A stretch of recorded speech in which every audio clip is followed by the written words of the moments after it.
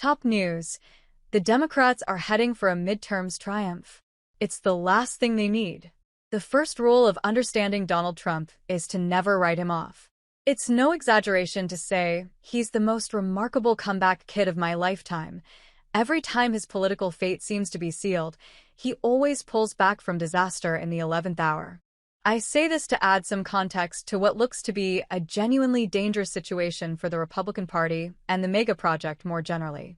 The Trump-Epstein scandal, now rolling onto week 3, has proven itself seriously sticky for the administration. Figures across the right-wing spectrum, from Karl Rove to Steve Bannon, are now warning that the Republicans will be under major electoral pressure come the 2026 midterms. Trump has embarked on one of the most ambitious and contentious policy platforms in living memory. With a razor-thin GOP majority already, if enough disappointed Republicans decide to stay at home, it could be sufficient to give the Democrats a significant victory, even without major switching between the parties. There's nuance here. Midterm elections are often bad for the incumbent and rarely serve as a useful predictor for the future.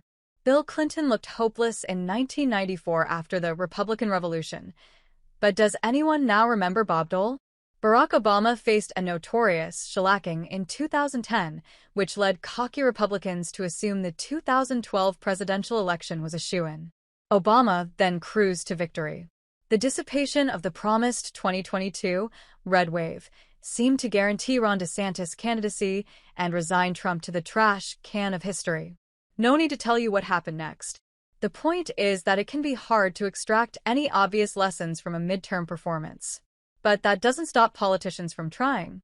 Indeed, you could argue that a bruising loss and subsequent change of direction could actually help the incumbents in the right circumstances. Or that a victory largely driven by mistakes by your opponent could stop the winner from really coming to terms with their own fundamental unpopularity. Let's think back to 2022 again. We now know that a relatively tepid Republican showing helped President Biden to overrule voices in the party who thought he was too old to lead another bruising campaign. The Republican Party, fearing its stance on abortion was hurting its chances with suburban white women, dialed down the culture wars. The losers adapted, while the winners stayed the course. 2 years later, the Democrats were left wondering where it all seemed to go so wrong. Of course, losing the midterms could be very bad news for President Trump, too, not least given his experience of the last time he was in the White House and the Democrats controlled the House. But the Democrats are themselves in an extremely vulnerable state. There's no sign that they've had their fill of self-flagellation and buck-passing over the coup Kamala disaster last year. Every day seems to bring a new memoir purporting to tell the real story of the cover-up of Joe Biden's cognitive decline. The DNC, a once formidable muckraking machine that whipped ambitious politicos into shape, is now scoffed at as weak, whiny, and invisible by its own members. Enter, stage left, the new squad. Zohran Mamdani, of course, has secured the Democrat nomination for the New York mayoral race in a humiliating blow for Andrew Cuomo and his moderate allies. But Omar Fateh has just pipped two-term incumbent Jacob Frey for a Dem endorsement, too, and now looks set to become mayor of Minneapolis. Both candidates have endorsed explicitly socialist positions, from state-owned grocery stores and a $30 minimum wage in Mamdani's case, to replacing police officers with peace officers and a compassionate approach to sprawling homeless encampments in Fateh's. The left isn't just mobilizing primary voters. It's bringing in cash, boatloads of it.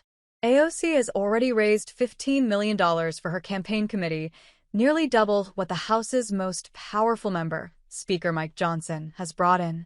Progressives aren't just getting big union payouts, either, but small donations, suggesting the more ideologically left-wing faction of the party feels it worthwhile to push for a more radical policy platform. So the party is already in danger of learning the wrong lessons from 2024, and this could be compounded by a midterms triumph.